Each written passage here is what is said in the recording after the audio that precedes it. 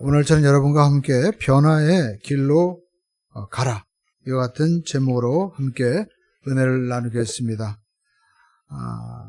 오늘날 우리가 수많은 사람들이 그 팬데믹 이후로 또 이게 고환율, 또 여러 가지 사회 갈등으로 인해서 또 세계적으로 보면은 이 큰 국가의 패권 전쟁으로 인해서 경제 또 실질적인 전쟁으로 인해서 많은 어려움이 있는 것을 우리가 볼 수가 있습니다. 이런 가운데 많은 사람들이 꿈을 잃고 좌절하고 절망하고 있는데, 우리 하나님의 사람들에게는, 믿음의 사람들은 위기가 기회가 된다라는 것입니다.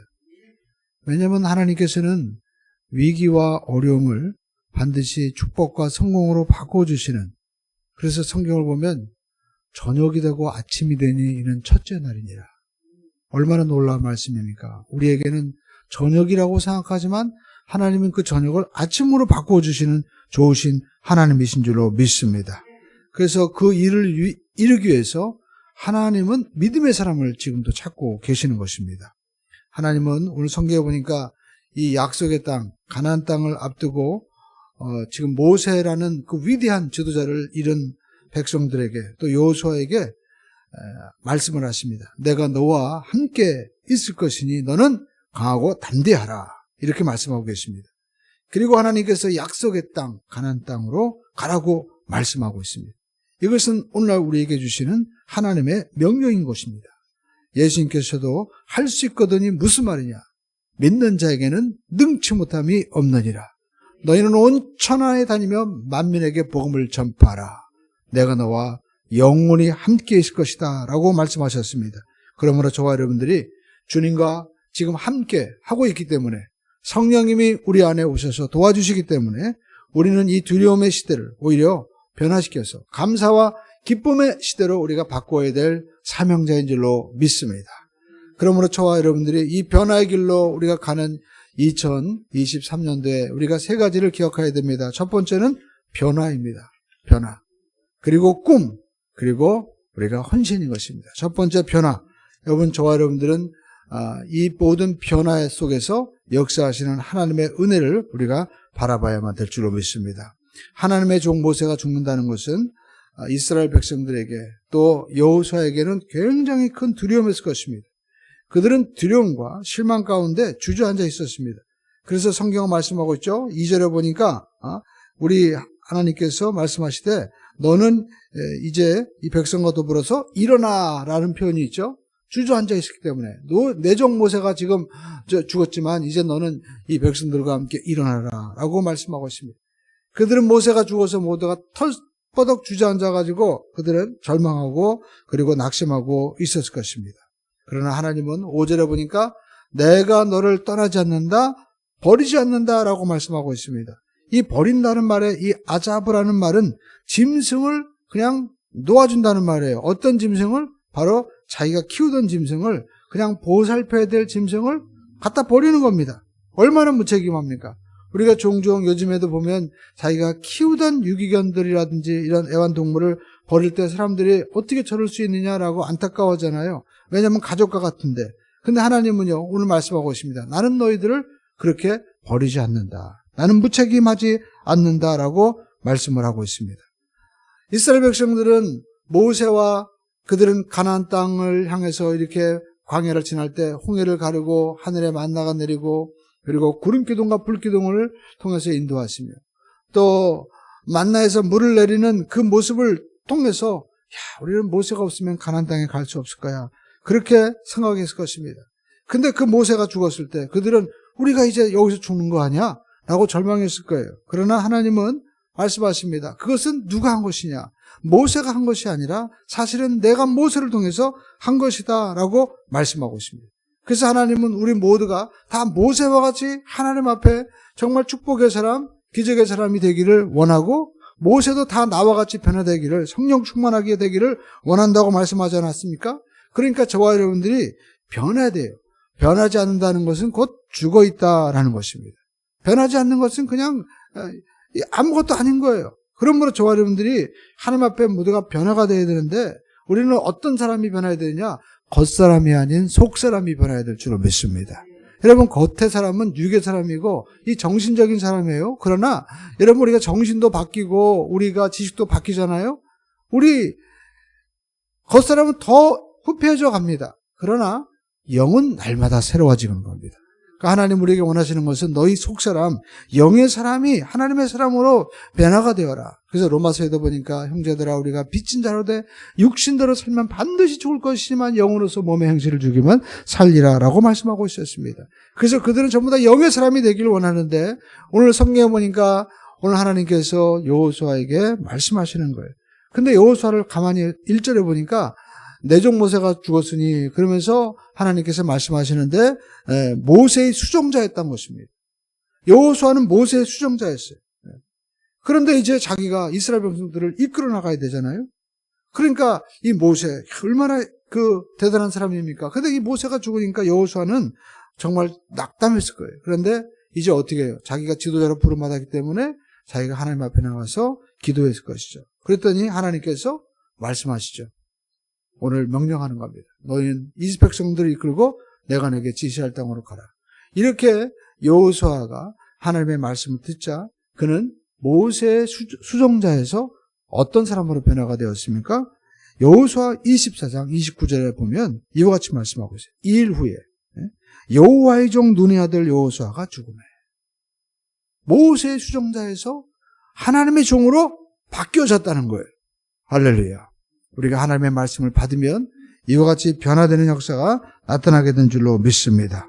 그래서 결국 우리가 보면 이 여호수아서를 통해서 볼 수 있는 것은 하나님의 삶으로 변화시키기 위해서 우리 삶의 위기를 하나님이 허락하셨구나라는 것을 보게 됩니다.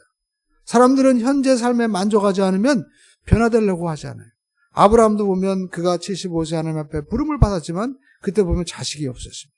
그러니까 얼마나 힘들었겠어요. 또 우리가 야곱 같은 경우에도 외삼촌의 집에서 속고 여기 있다가는 내가 망하겠구나 이렇게 생각하니까 드디어 하나님이 말씀하신 약속의 땅 가나안으로 다시 돌아가기를 그렇게 마음에 결단하고 있는 모습을 우리가 보게 되죠. 이처럼 우리가 안정된 삶 속에서는 변화가 되려고 하지 않는 것입니다. 저도 가만히 보니까 군대에 있을 때 성경책을 제일 많이 읽었어요. 특별히 저는 군대에 있을 때 이 여호수아 24장 29절의 말씀이 지금도 생각나죠. 야, 이렇게 하나님의 종으로 변화되는 사람의 종이었는데 여호수아가 하나님의 말씀을 받으니까 이렇게 하나님의 종으로 변화가 되는구나. 그래서 저도 그때 하나님 저도 하나님의 종이 되게 도와주시옵소서 그렇게 기도한 게 지금도 생생합니다. 여러분 우리가 이렇게 불편하고 또 힘들지 않으면요 하나님을 의지하려고 하지 않는 그런 모습이 우리 가운데 있는 거예요. 그래서 우리가 성경에도 보니까 독수리가 이렇게 자라면 그 비유적으로 말씀하잖아요. 새끼들을 날게 하기 위해는데 둥지를 막 불편하게 한다는 거예요. 그래가지고 둥지에 있는 이 안락하고 좋은 그런 것들을 전부 다 솜털 같은 거 전부 다 이 안락한 것들을 독수리가 다 벗겨버리니까 그 안에 온통 가시 덤불이 되죠. 그러니까 독수리 새끼들이 야 여기 있어가지고 가시 때문에 힘들겠다 해가지고 밖으로 나오면서 이제 날개짓을 하면서 스스로 날아가는 법을 배우게 된다는 겁니다. 이처럼 우리가 하나님이 우리를 이렇게 변화시키기 위해서 때로는 불편하게 힘들게 고난에 처하게 하신다라는 것입니다. 성경도 보십시오. 우리가 베드로도 밤새도록 아무것도 잡지 못했으니까 주님이 말씀하시니까 이 깊은 곳에 가서 그물을 던졌지 만약에 베드로가 많이 잡았으면 그렇게 주님의 말씀을 들어서 순종하지 않았을 것입니다. 오늘 저와 여러분의 삶 가운데도 이렇게 어렵고 힘든 것은 우리가 영적으로 보면 하나님께서 나를 변화시키려고 하는 그런 뜻이 계시구나라는 것을 우리가 깨닫게 되는 것입니다. 우리가 이렇게 하나님을 바라보게 되는 거예요. 그전에는 바로 이 모세의 수종자였던 여호수아는 맨날 모세만 바라봤을 거예요. 그러나 사람만 바라보다가 이제 모세가 죽으니까 누구를 바라봐야 되는 거예요? 하나님을 바라봐야 되는 거예요. 그러니까 하나님의 종이 되는 것입니다. 하나님은요 자기를 바라보는 자에게 찾는 자에게 만나 주십니다. 그리고 그 하나님을 만나면 변화가 일어나게 되는 겁니다. 아브라함이 아브라함으로 야곱이 이스라엘로 할렐루야. 사울이 바울로 바뀌어지게 되는 거예요. 시몬이 그 갈 때가 예수님 만나니까 반석으로 바뀌어지는 역사가 있듯이 오늘 저와 여러분들이 태초에 빛이 있으라 하심에 빛이 있었던 것처럼 그 말씀이신 예수님 우리 가운데 오심으로 말미암아 어둠이 떠나가고 빛으로 바뀌어지는 것처럼 하나님의 역사가 우리 가운데 나타나게 될 줄로 믿습니다. 그래서 하나님은 우리를 모두가 변화가 되기를 원하고 계신다라는 것입니다. 그리고 두 번째, 우리가 이 변화의 길로 가기 위해서는 꿈이다라는 것입니다. 성공적인 삶을 살기 위해서, 하나님의 사람으로 살기 위해서 하나님이 우리에게 원하시는 것은 목표를 주시는 거예요. 왜냐하면 목표가 없으면 방황하게 되는 것입니다. 여호수아 1장 3절로 4절을 보니까 내가 모세에게 말한 바와 같이 너희 발바닥으로 밟는 곳은 내가 다 너희에게 주었노니 곧 광야와 이 레바논에서부터 큰 강 유브라데 강까지 해쪽 속에 온 땅과 또 해 지는 쪽 대해까지 너희의 영토가 되리라 라고 말씀하고 있습니다. 하나님께서는 여호수아에게 지금 꿈을 주시는데 오늘 성경을 잘 보면 어디서부터 어디까지다라는 분명한 목표가 주어지고 있는 것을 볼 수가 있습니다. 오늘 저와 여러분의 삶 가운데도 우리가 목표를 정할 때 막연하게 적는 것이 아니라 어디서 어디까지, 내가 또 언제까지 내가 이것을 이루겠다라는 구체적인 목표가 주어진다면 저와 여러분들은 꿈을 이루게 되는 것입니다. 그런데 중요한 것은 이 꿈이 그들에게 주어지자 삶이 달라졌다는 거예요. 성경 여호수아 1장 16절을 우리가 한번 읽어보겠습니다. 그들이 여호수아에게 대답하여 이르되 당신이 우리에게, 읽겠습니다. 시작.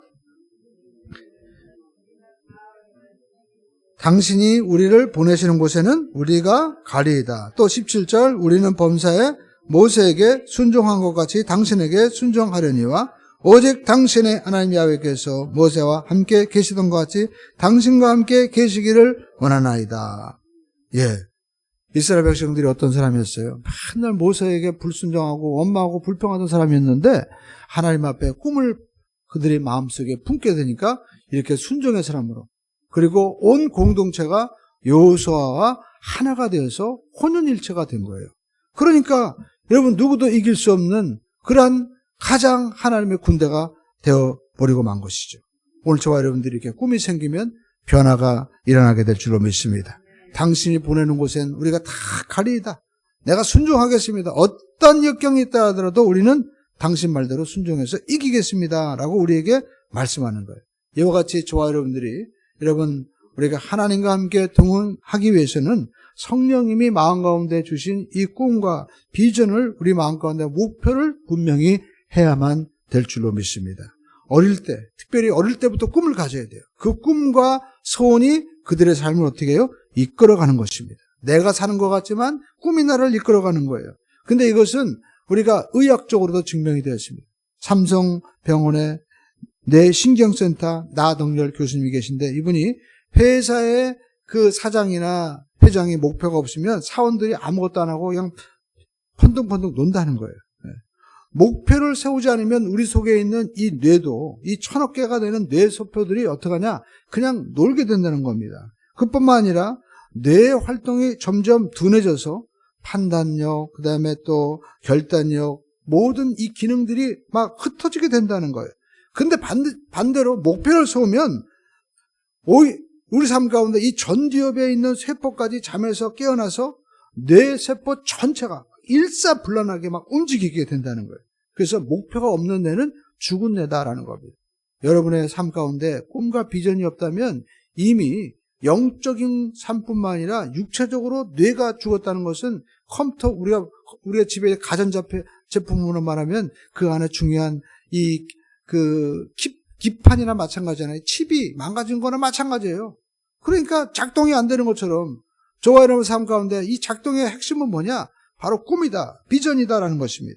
그러므로 저와 여러분들이 이 새해를 시작하면서 막연하게 흘러가는 것이 아니라 올해는 하나님이 주셨기 때문에 저와 여러분의 생활 속에서는 항상 기쁘고 감사하게, 또 하나님께서 나에게 주시는 꿈과 비전을 향해서 내가 그것을 이루기 위한 목표를 정하고 날마다 우리가 바라보고 나갈 수 있는 우리 모두가 되기를 주님의 이름으로 축원드립니다.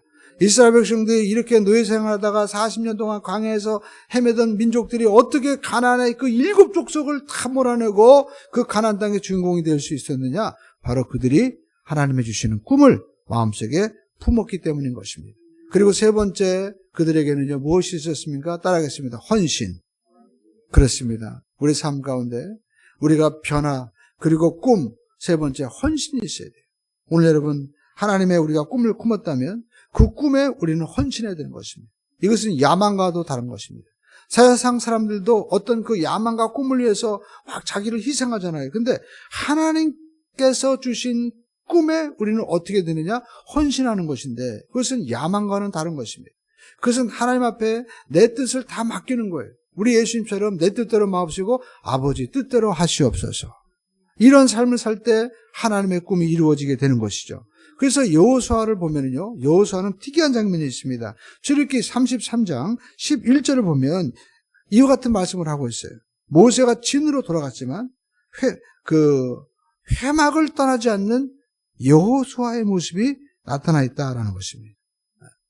그러니까 여러분 얼마나 놀라운 장면이에요. 모세도 자기 진으로 돌아갔는데 여호수아는 하나님의 회막에 남아있습니다. 저는 이 말씀 보면서 그 전에 이 말씀을 제가 받았을 때 맞아, 내가 마지막까지 내가 교회에서 내가 기도해야 되리라. 그래가지고 그 전에 우리 서대문 그 순복음교회 여도 순복음교회 바로 있던 곳이죠. 거기서 기도할 때 기도 예배 순서가 주여 삼창하시고 끝나는 거예요. 주기도문이 없어요. 그냥 축도도 없습니다. 왜냐하면 그냥 기도하고 각자가 하는 거예요. 그러니까 막 통성 기도하다가 전부 다 집에 가는데 끝까지 오늘 말씀처럼 여호수아가 끝까지 회막을 지켰다라는 것처럼 누구보다 끝까지 있어야 되겠다 그렇게 기도하던 그런 기억이 있습니다. 오늘 여러분 이 말씀은 결국 무슨 말씀입니까? 이 회막은 하나님의 법궤가 있는 거예요. 말씀을 떠나지 않는 겁니다. 쉽게 얘기하면 교회를 떠나지 않는 거예요. 믿음의 자리를 떠나지 않는 것이 신앙이고 우리가 헌신인 것이지 내가 내 마음대로 신앙생활하는 것 아닙니다. 오늘 여러분 신앙생활은 말씀 앞에 나를 헌신하는 거예요. 그래야만이 하나님의 뜻이 이루어지는 것이지 내 마음대로 우리가 살면 하나님의 역사는 이루어질 수 없는 것입니다. 그뿐만 아닙니다. 이 여호수아는 말로써도 헌신하는 거예요. 성경에 보니까 그 민수기의 14장에 이스라엘 백성들이 이제 가나안 땅에 초입에 들었을 때 모세가 12지파를 통해서 리더들을 뽑았습니다. 그래서 제일 똑똑한 사람들을 뽑아가지고 가나안 땅을 보게 왔는데 그 사람들이 보고 와서 뭐라고 얘기해요? 여러분 똑똑한 게 문제. 전부 다 부정적으로 얘기하는 거예요. 논리적으로 맞아요. 그 사람이 성이 너무 크고 사람들이 장대하고 그리고 잘 먹고 해가지고 우리가 보니까 우리는 메뚜기처럼 약해서 안 된다라고 다 부정적으로 얘기하는 거예요. 틀린 말 아닙니다. 그런데 중요한 것은 하나님이 그곳에 가라고 했잖아요. 하나님이 주신다고 했잖아요. 아무도 그 얘기를 안 하는 거예요. 그때 여호수아와 갈렙이 뭐라고 합니까? 그들에게 가서 하나님이 기뻐하면 하나님이 우리를 그 땅으로 인도해 드릴 것이다. 잘 들어보십시오. 갈렙과 더불어 우리가 하나님의 주신 땅을 거역하지 말라. 이게 뭡니까? 하나님이 우리에게 주신 이 나라, 하나님 주신 이 교회, 하나님 주신 여러분의 이 가정, 하나님 주신 여러분의 배우자, 여러분의 자녀를 거역하지 말라는 거예요. 많은 사람들이 왜 나는 이런 땅에 태어났느냐, 나는 왜 이 시대에 태어났냐, 나는 왜 이런 교회냐 하면서 막 맨날 원망과 불평만 찾습니다. 근데 잘 들어보면 다 맞는 말이에요. 틀린 말 아무것도 없어요. 근데 하나님이 주신 땅이라는 거예요. 그게 그 땅을 거역하지 말라는 겁니다. 여러분의 삶 가운데 행복하고 복된 삶을 원하십니까? 그러면 여러분의 배우자에 만족하세요. 할렐루야. 여러분의 자녀에 만족하시기를 주님의 이름으로 축원드립니다. 여러분 교회 생활이 행복하게 원하십니까? 여러분의 교회가 하나님 주신 교회라고 믿고 만족하세요. 거역하면 여러분 아무런 복이 임하지 않는 거예요. 목회자도 축복을 받기 위해서는 성도 그리고 내가 맡겨진 이 사역지가 하나님이 주신 축복의 땅입니다 라고 감사하면 되는 겁니다. 할렐루야. 저는 군대에서 목회를 했었습니다. 몇 년 동안 교회가 뭐 크게 부흥한 거 없었어요. 왜냐하면 이 군대에 있는 이 현역 내무방 우리 총 해봐도 50명도 안 돼요. 전부 다 단기병 우리 방위 아저씨들이었습니다. 네. 그러니까 현역에 이 부흥의 역사는 없었어요. 근데 이제 많이 모이는 건 단기병들이 소집했을 때 같이 모여서 예배하고 거기서 정신교육시키는 기간 동안 제가 이렇게 하고 그래가지고 한 적이 있는데 근데 저는 기왕이면 좀 큰 데 가서 목회하면 얼마나 좋을까 그렇게 생각했는데 그게 아니더라고요. 그곳에서 제가 한 것은 맨날 성경 읽고 기도하는 것밖에 없었어요. 근데 그때 성경을 제일 많이 봤어요. 지금 보니까 하나님이 나를 가장 축복하신 거예요. 하나님이 말씀의 삶으로 어떻게 보면 평생 목회할 때 그 하나님의 역사를 뿌리를 하나님이 그곳에 딱 세우도록 그렇게 하신 거예요. 심지어는 제가 제대하면 이제 나는 목회 안 할 거야 라고 했는데 지나가던 할아버지가 오토바이 타고 가다가 저를 쳐가지고 다리가 똑 부러졌습니다. 그래가지고 그 순간 제 마음 가운데 내가 딴 길로 가려고 하니까 하나님이 이렇게 하시는구나. 그래가지고 제가 순종한 기억이 납니다. 그러니까 우리 중대장이 나보고 너 왜 교통사고 그거 보상 안 받냐? 그걸 막 얘기했어요. 하나님의 다 뜻입니다. 그랬더니 그분이 허으시면서 확실히 뭔가 다르긴 다르네. 그런 기억이 나요. 그렇습니다. 하나님이요, 우리에게 무엇보다도 우리의 주신 땅을 거역하지 말라고 하고 있어요. 그 얘기를 누가 했어요? 여호수아가 한 거예요. 근데 그렇게 얘기하니까 사람들이 어떻게 해요? 맞습니다. 우리가 하나님 주신 땅 거역하지 않으면 됩니다. 그렇게 했을까요? 돌을 들어가지고 죽이려고 했어요. 그러니까 목숨까지 내놓고 하나님의 약속의 말씀 앞에 헌신했던 사람이 누구였습니까? 바로 여호수아였어요. 오늘 저와 여러분의 삶 가운데도 여러분 주변에 아무리 부정적으로 뉴스에서 또 여러분의 삶 가운데 논리적으로 똑똑하게 이야기한다 하더라도 저와 여러분들은 누구의 말씀을 따라가야 될까요? 하나님의 말씀을 따라가야만 될 줄로 믿습니다. 왜냐하면 그 하나님이 아브라함의 하나님, 이삭의 하나님, 야곱의 하나님, 역사를 움직이신 하나님이십니다. 그 하나님께서 모든 것의 심판자가 되시는 거예요. 왕 중에 왕이십니다. 그 하나님은 스스로 계신 자 창조자이신 것입니다. 그 하나님께서 말씀하신 것을 여호수아는 굳게 믿고 그 말씀 앞에 헌신한 거예요. 10지파의 대표들도 자기도 가서 고생했습니다. 희생했어요. 그러나 중요한 것은 말씀 앞에 자기를 내놓은 사람은 여호수아였다는 겁니다. 그러니까 저와 여러분의 삶 가운데 헌신은 하나님의 말씀 앞에 나를 드리는 겁니다.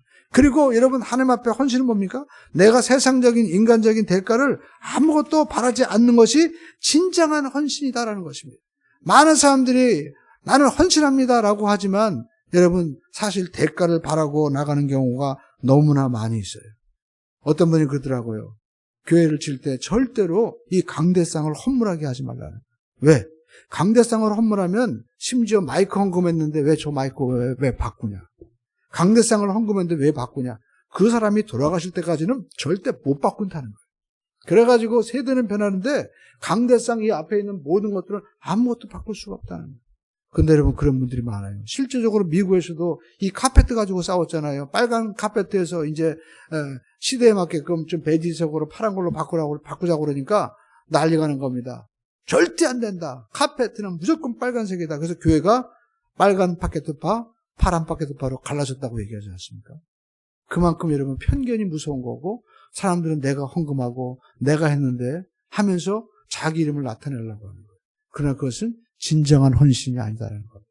진정한 헌신은 옥합을 깨트리는 것처럼 내가 사라지고 예수님이 향기로워지는 것이 진정한 헌신인 줄로 믿습니다. 저도 그런 헌신자가 되기를 기도합니다. 하나님, 제가 유명한 사람보다도 그냥 헌신자가 되게 해주세요. 하나님이 나타나 주세요.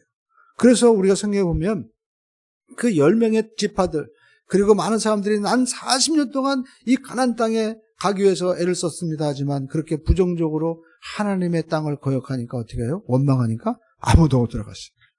여러분 우리가 신앙생활 하면서도 원망 불평하면요 기껏 40년 동안 고생하고 아무것도 못 버는 거예요. 그런데 여호수아 갈렙은 들어갔을까요? 못 들어갔을까요? 들어갔어요. 그러니까 우리는 올 한 해 반드시 어떤 말을 해야 돼요? 따라하겠습니다. 기쁘고 감사합니다. 믿음의 말을 우리가 하셔야만 될 줄로 믿습니다. 그래서 하나님께서는 이 여호수아 갈렙처럼 믿음으로 자기의 삶을 헌신한 자에게 가나안 땅을 주신 거예요. 우리 학생들도 내가 어떻게 좋은 저렇게 학교에 갈 수 있을까? 내가 어떻게 꿈을 이룰 수 있을까? 그렇게 부정적인 말을 하시면 안 돼요. 하나님이 함께 하시면 반드시 될 줄로 믿습니다. 그렇게 우리가 하나님 주신 약속과 꿈을 거역하지 말고 믿음으로 나갈 때 이루어지게 되는 것이고 또 우리 부모님들도 내 자녀라고 생각하지 말고 하나님께서 주신 자녀이기 때문에 내 꿈이 아니라 하나님의 꿈이 이루어지게 해주시옵소서라고 기도하시기를 주님의 이름으로 충을 듭니다. 그리고 우리가 중요한 것은 그 꿈이 이루어질 때 즉시로 이루어진 것이 아닙니다. 진정한 헌신은요 그것이 다 녹아질 때까지 끝까지 헌신한 거예요. 사도 바울도 빌립보서 3장 12절로 14절에서 내가 어떻게 해요? 믿었다 함도 아니요 온전히 이루었다 함도 아니라 오직 내가 그리스도 예수께 잡힌 바 된 그것을 잡으려고 달려가노라. 형제들아 나는 내가 아직 잡은 줄로 여기지 아니하고 오직 한 일 즉 뒤에 있는 일을 잊어버리고 앞에 있는 것을 잡으려고 둯대를 향하여 그래서 예수 안에서 하나님이 위해서 부르신 부름의 상을 위하여 달려가노라라고 말씀하고 있습니다. 여러분 사도 바울의 전도 여행을 아시죠? 1차, 2차, 3차 전도 여행을 그 엄청난 거리를 그 도보로 그렇게 하셨어요. 그리고 자기는 하나님 앞에 정말 당시 세계 최고의 심장부 또 시대 그 땅의 끝이라고 할 수 있는 이 로마에 가서 자기가 복음을 자기가 전하라고 했는데 그는 어떻게 전했습니까? 나중에는 감옥에 죄수로 끌려간 거예요. 지금 같으면 저도 생각할 때 내가 하나님 앞에 이렇게 헌신했는데 결국 감옥살이가 웬 말입니까? 하면서 나는 이제 안 한다라고 낙심할 그럴 수 있는데 사도 바울은 그렇지 않았어요. 나는 끝까지 죽으면 죽으리라 라고 죄수의 몸으로도 그가 끝까지 포기하지 않고 나갈 때 감옥에서 쓴 모든 편지가 성경이 되고 그리고 그가 감옥에 있었기 때문에 결국 재판받기 위해서 당시 아그리빠에게 가서 재판하면서 그 왕에게도 복음을 전하는 그런 역사가 일어났다라는 것입니다. 오늘 저와 여러분의 삶 가운데 많은 분들이 내가 성공하고 잘돼서 정말 남들이 보란듯이 내가 되기를 원하지만 아닙니다. 중요한 것은 하나님 보시는 것은 어떠한 처지에 있어도 우리가 끝까지 믿음으로 성경 말씀에 우리를 드리는 것이지 내가 나타나는 것이 아니다라는 것입니다. 오늘 여러분 말씀 앞에 우리 자신을 드려야 됩니다. 우리가 꿈을 우리가 정말 향해서 품자라고 해도 중요한 것은 헌신해야 되는 거예요. 그 헌신은 어려운 것이 아닙니다. 먼저 적는 거예요. 유명한 이 보험 왕이었던 폴 마이어는 그는 정말 어려운 가정에서 성장했지만 27살 때 미국에서 그때 백만장자가 되었다고 합니다. 그런데 그의 성공의 비결은 목표 설정이었어요. 그런데 그가 목표 설정을 그렇게 강연하면서 하라고 얘기하는데 그가 얘기할 때 당장 종이에 적으십시오라고 조언하지만 종이에 적는 사람들은 의외로 많지 않다는 거예요. 많지 않다는 거예요. 오늘 저와 여러분들이 하나님 앞에 꿈과 목표를 정하십시다라고 얘기하지만 막상 우리가 핸드폰에 여러분의 삶 가운데 목표를 여러분 정해놓으셨습니까? 꼭 적기를 주님의 이름으로 충원할 때입니다. 끝까지 적어야 돼요. 할렐루야. 우리는 끝까지 해보는 겁니다. 저도 사실 교회 목회자지만 이렇게 늘 목회하면서 우리가 갑자기 부흥을 합시다 그러면은 항상 부담이 돼요. 안 되면 어떡하지? 그러나 우리는요, 우리가 그런 사람인 거예요. 약한 겁니다. 저도 부족하니까. 저도 별 볼 일 없는 거예요. 그래서 늘 주님을 의지하는 것입니다. 중요한 것은 끝까지 붙잡아 보는 겁니다. 하나님은 끝까지 붙잡는 자를 축복하십니다. 우리가 야곱 보시오. 야곱이 얼마나 위대한 사람입니까? 그가 약복강에서 정말 천사와 씨름할 때 그가 한 것이 뭐예요? 내게 축복해 주지 않고서는 저는 이 천사의 이 옷을 난 놓지 않겠습니다. 놔라! 못 놓겠습니다. 그러니까 나중에 환도뼈까지 치잖아요. 결국 축복을 받아냈어요. 내 이름이 뭐냐? 얘 야곱입니다. 너는 이제 야곱이 아니라 이스라엘이다. 너는 사기꾼이 아니라 너는 승리자다라고 놀라운 축복의 말을 듣고 그가 이스라엘의 건국의 아버지가 되는 거예요. 야곱은 여러분이가 성경적으로 보면 성령을 상징하는 겁니다. 빈손 들고 갔지만 나중에 외삼촌 집에서 엄청난 거부가 되어 오듯이 성령께서 역사하시면 이제 복음이 전 세계 우리가 나갈 때는 전부 다 우리가 빈손 들고 나가는 것처럼 제자들이 아무것도 없고 별 볼 일 없는 것 같지만 창대하게 돌아오는 역사가 일어나는 것처럼 우리 삶 가운데 야고와 같이 끝까지 붙잡고 나가면 반드시 한 때, 두 때, 세 때 창대한 역사가 우리에게 나타나게 될 줄로 믿습니다. 그러므로 저와 여러분들이 반드시 꿈을 이 시간에 품고 그것을 여러분 적는 것부터 시작하십시오. 그리고 그 꿈이 적어진 것을 날마다 바라보고 그리고 우리가 이루어진 것을 꿈꾸고 그리고 우리가 또 말하고 우리가 열정적으로 행동하고 나가면 여러분 반드시 하나님의 역사하시는 줄로 믿습니다. 구약 성경에 보니까 그런 얘기가 나오죠. 엘리사의 제자 중에서 아버지가 죽었는데 선지자 생도였어요. 그러니까 지금으로 말하면 전도사, 가난한 목회자의 아들이었습니다. 죽고 아무것도 남은 것이 없었어요. 그래가지고 와서 죽으려고 합니다. 빚쟁이들이 와서 우리 아들을 팔아가지고 종으로 팔려고 하는데 어떡합니까? 그랬더니 과부가 막 울면서 얘기하니까 뭐라고 얘기합니까? 엘리사가 가서 그 사연을 듣고 뭐라고 얘기합니까? 이제 너희 집에 무엇인지 한번 말해봐라. 그랬더니 기름밖에 없습니다. 그래, 그러면 가서 동네 다니면서 그릇을 다 빌려와라. 그리고 그 빈 그릇 조금 남은 기름을 부어라. 그렇게 얘기했어요. 그래가지고 그 말을 순종했을까 안 했을까요? 순종했습니다. 동네 다니면서 그릇이란 그릇을 다 빌려가지고 왔습니다. 그래가지고 아들한테도 시켰어요. 이 아들아, 너희들 팔려가지 않으려면 그릇 빌려와라. 그러니까 아들들은 뭣도 모르고 그릇을 막 빌려왔습니다. 그래가지고 이제 집에서 그릇 붓는데 그 그릇에다가 기름을 이제 붓기 시작하는데 나중엔 막 다 빌려온 거예요. 근데 그릇이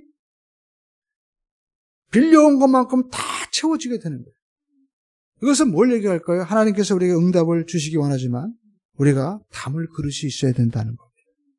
우리가 기도할 때 성령님이 역사하시는데 그 성령이 역사하시는 그 축복을 담을 수 있는 그 응답이 오는데 응답을 담을 수 있는 그릇이 있어야 되는데 그 그릇이 뭐예요? 그것이 바로 꿈이다라는 것입니다. 나는 못한다 할 수 없습니다. 나는 배운 것도 없습니다. 부정덕이 되어서 우리가 그릇을 준비하지 못하면 이 꿈을 준비하지 못하면 결국 아무것도 담을 수 없어요. 교회를 10년 20년 다녀도 아무것도 이룰 수가 없는 거예요. 꿈은 성취의 그릇이기 때문에 하나님 앞에서 언제나 우리가 그 그릇을 준비해야만이 하나님께서 그곳에 채워주시게 되는 것입니다. 그런데 여러분 엘리사에 나오는 이 과부처럼 나는 우리 집에 그릇이 없는데 그러면 어떻게 해요? 빌려오면 되는 거예요. 그래서 우리가 말씀을 통해서 여러분 빌려가는 거예요. 엘리사의 그릇을 빌리기도 하고 바울의 그릇을 빌리기도 하고 내 것이 아니라도 하나님 저게 내게 도와 주시옵소서. 나같이 연약한 사람이라도 주님 믿음으로면 우리가 믿고 나가면 된다고 했으니까 저는 믿음으로 그릇을 빌려옵니다. 그래가지고 우리가 그릇을 빌려와서 준비하면 하나님께서 우리에게 응답하실 때 그 꿈의 그릇 위에 채워주시는 것입니다. 빌립보서 우리가 2장 13절에 보니까 너희 안에서 행하시는 이는 하나님이시니 자기의 기쁘신 뜻을 위하여 너희로 소원을 두고 행하게 하십니다. 우리 소원 가운데 하나님이 역사하시는 줄로 믿습니다. 하나님은 저와 여러분의 마음 가운데 꿈을 주시고 그 꿈을 통해서 응답해 주시는 것입니다. 우리가 한 해 동안 어떻게 살아야 될까요? 하나님 우리 인도해 주시옵소서라고 우리가 기도하는데 성령께서는 우리 마음 가운데 그래 그것을 인도할 수 있는 내가 소원을 주겠다. 그리고 그 소원을 우리가 품고 기도하면 그 소원의 그릇 위에 이 하나님께서 응답의 기름 부음을 채워주시는 것입니다. 이와 같이 꿈은 성령의 언어인 것입니다. 성령께서 우리에게 꿈을 통하여 말씀하시고 꿈을 통하여 역사하시는 것입니다. 그래서 우리가 유엘서 보니까 말세에 내가 내용을 부어주리니 자녀들은 예언하고 젊은이들은 환상을 보고 늙은이는 꿈을 꾸겠다. 꿈의 사람이 되기를 원하고 꿈과 비전을 통하여 성령님과 대화하고 나가기를 원하고 계시는 거예요. 오늘 여러분 2023년도 우리가 어떻게 살 것인가? 우리가 먼저 우리 마음에 분명한 목표와 꿈을 적어보시기 바랍니다. 그리고 그것을 꿈꾸시고 우리가 기도하고 나가야 됩니다. 하나님 나는 아무것도 없어요. 그럼 빌려오면 되는 거예요. 남의 거라도 여러분 빌려오세요. 우리가 성경 속에 있는 이 믿음의 사람들 또 우리가 믿음으로 산 믿음의 사람들의 그 꿈을 여러분 빌려오시기 바랍니다. 강효호 박사 꿈도 빌려오고 몸이 아픈 분은 그렇게 강효호 박사 그리고 나는 우리 집은 너무나 가난하고 형편이 없어서 배운 거 없습니다. 그러면 우리는 유태영 박사와 같은 꿈의 그릇을 갖다가 빌려와서 저게 내 겁니다. 할렐루야. 그리고 여러분 우리가 꿈꾸고 나가기를 주님의 이름으로 축원을 드립니다. 그래서 하나님께서는요 우리가 빌려온 것 우리 집에 있는 것과 구별하지 않아요. 그냥 그릇만 있으면 하나님이 채워주시는 거예요. 그리고 성령께서 우리 삶 가운데 오셔서 성전 삼고 우리를 역사하시되 영혼이 잘되고 범사가 잘되고 강건하도록 도와주시는 줄로 믿습니다. 올 한 해 저와 여러분의 삶 가운데 하나님께서 주시는 꿈을 통해서 기쁘고 감사한 복된 삶이 되기를 주님의 이름으로 축원을 드립니다.